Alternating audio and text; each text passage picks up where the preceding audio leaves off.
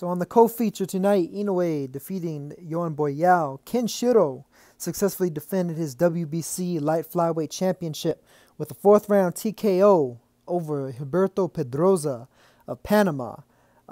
This is a pretty good fight between these two, honestly. Pedroza put up a really good effort, but ultimately it was, even though the bodywork played quite a bit of a role in this fight between Shiro and Pedroza, it ultimately wound up being just a great right hand right on the jaw that kind of started the beginning of the end here for Shiro being able to finish him off.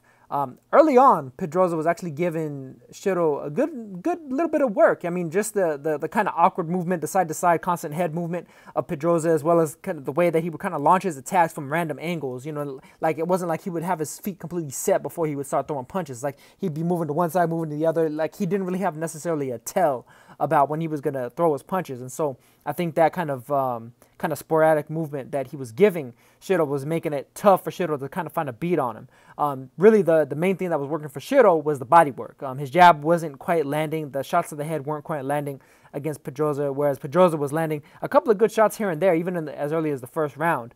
A couple of nice right hands in particular to the head. But Shiro just, he knew where his game was going to be at. Started going downstairs to the body, trying to cut down some of that movement of Pedroza, and it started to pay dividends very quickly. The second round was another kind of like heated round. Third round, Shiro really started putting in really good work to the body and started to kind of slow Pedroza's roll a little bit and making it so that he was a slightly easier target to get a hold of. And then finally in the fourth, as I mentioned, clipped him with just a beautiful right hand, counter right hand, and sent Pedroza kind of reeling into the ropes. Shiro just started, teeing off with combinations. Pedroza was able to clinch him in order to get a reprieve, and then the ref broke him, and Shiro started going back to the head, and then boom, left hook right to the body, right to the liver, put Pedroza down for the count, and just made it so that the fight was basically over at that point.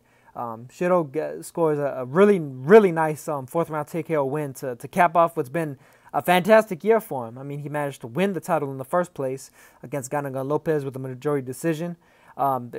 Successfully defended it against Pedro Guevara by majority decision as well, and then finally caps it off with a great defense with a knockout. Very conclusive ending as opposed to the Guevara Lopez's fights where there was something kind of left up in the air at the end of them.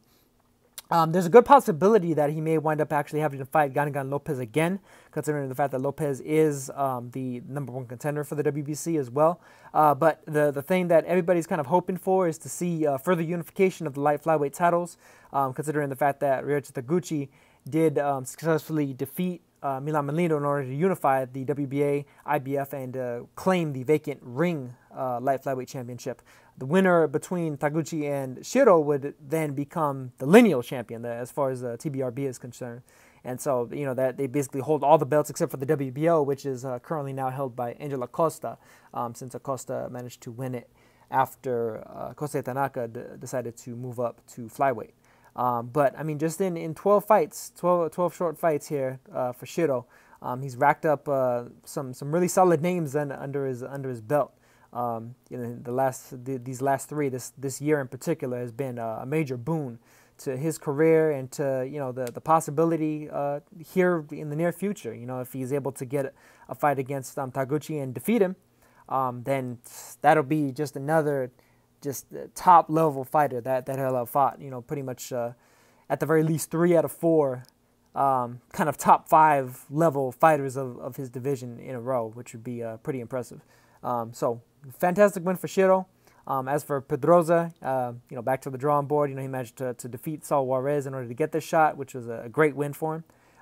But ultimately against Shiro, just wasn't able to really push it beyond into the next level, into that realm of the elites, which is a pretty tough realm to be standing in, especially at 108 pounds nowadays. The weight class is just filled with talent. To me, it's even more talent filled than the 115-pound class, which is super flyweight's getting a little bit more heat now, considering the fact that With the emergence of Chocolatito, Srisaket, Estrada. Now Inoue, he's actually going to move out of the division, and who knows, maybe some of those guys will move up along with Inoue up to bantamweight and take a lot of that heat up to bantamweight.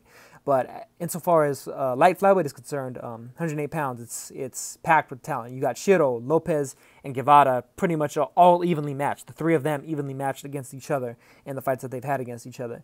You have Melindo, who put up a good effort against Taguchi. You have Taguchi, who has proven time and time again that he's the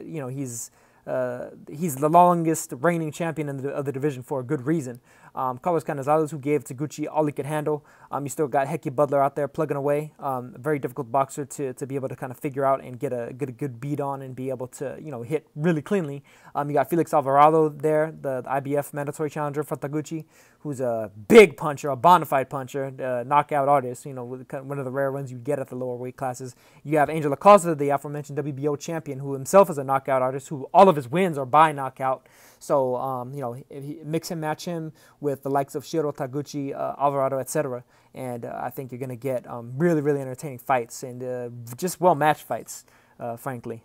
All these guys that I just named are excellent fighters with good, solid skill sets in their own kind of particular style. Like, the styles are all different enough that you're gonna be hard pressed to kind of get the same matchup twice. And I think that they kind of mix and match with each other really well, and we're gonna get some really excellent fights out of these guys. Should they continue to basically fight, best fight the best, and consolidate, the greatness amongst themselves amidst each other. So. Hopefully that all happens, but for now, this was just an excellent win for Ken Shiro. Let's see how much further he's able to go with his WBC belt and with whatever other titles he may possibly unify and or gain in the future. So that's all it's going to be for this one, and I will catch you guys in the next one. Peace.